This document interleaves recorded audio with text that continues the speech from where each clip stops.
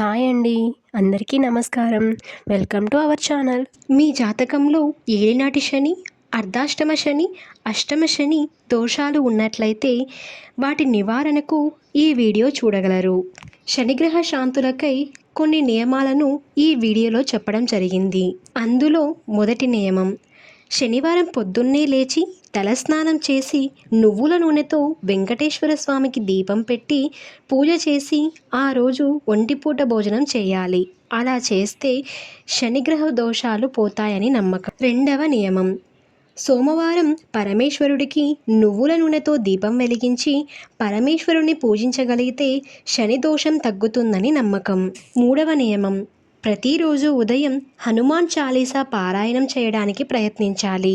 నాలుగవ నియమం, శనివారం నాడు శనైశ్వరుడికి తైలాభిషేకం చేసి పూజ చేస్తే దోషం నుంచి కాస్త బయటపడవచ్చు. ఐదవ నియమం, అలాగే ప్రొద్దున సాయంత్రం శనైశ్వరుడికి సంబంధించిన దశనామాలు స్నానం చేసిన వెంటనే స్మరించగలగాలి. ఆరవ నియమం, శని త్రయోదశి నాడు శనైశ్వరుడికి నువ్వుల నూనెతో అభిషేకం చేయిస్తూ ఉండాలి.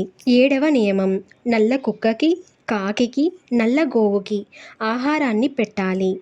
కపిల గోవుకి ఆహారం పెడుతూ ప్రదక్షిణలు చేస్తూ పూజ చేయడానికి ప్రయత్నం చేయండి. ఎనిమిదవ నియమం, ఏలినాటి శని జరుగుతున్నా, అర్ధాష్టమ శని జరుగుతున్నా, అష్టమ శని జరుగుతున్నా పరమేశ్వరుడిని పూజించాలని అంటారు. కనుక సోమవారం అలాగే మాస శివరాత్రి రోజున పరమేశ్వరుడికి అభిషేకాలు చేయిస్తూ ఉండాలి.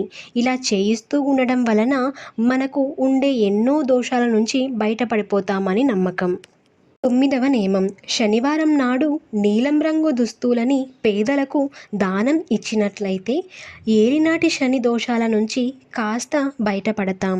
పదవ నియమం, ఏలినాటి శని జరుగుతున్న వారు ప్రతిరోజు శనికి సంబంధించిన జపం చేస్తూ ఉండాలి. అలాగే మనకు దగ్గర ఉన్నటువంటి పారే నీటిలో కొన్ని నువ్వులను వదులుతూ ఉండాలి. ఇలా ప్రతి శనివారం చేయడానికి ప్రయత్నం చేయాలి. 11వ నియమం, హనుమంతుడికి కానీ లక్ష్మీ నరసింహస్వామికి కానీ అభిషేకాలు చేయిస్తూ ఉండాలి. ఇలా చేయించడం వలన శని దోషాల నుంచి కాస్త ఉపశమనం పొందవచ్చు. శనేశ్వరుడిని సంతృప్తి పరిస్తే కార్యానికి ఉన్న అన్ని దోషాల నుండి జీవితం సుఖమయం అవుతుందని చెప్పవచ్చు. వీటిలో మీకు వీలైనన్ని చేయడానికి ప్రయత్నించి శని దోషాల నుంచి పోగొట్టుకుంటారని ఆశిస్తూ, ఈ వీడియో కనుక మీకు నచ్చినట్లయితే లైక్ చేయండి, షేర్ చేయండి, సబ్స్క్రైబ్ చేసుకోవడం మర్చిపోకండి. Thank you for watching.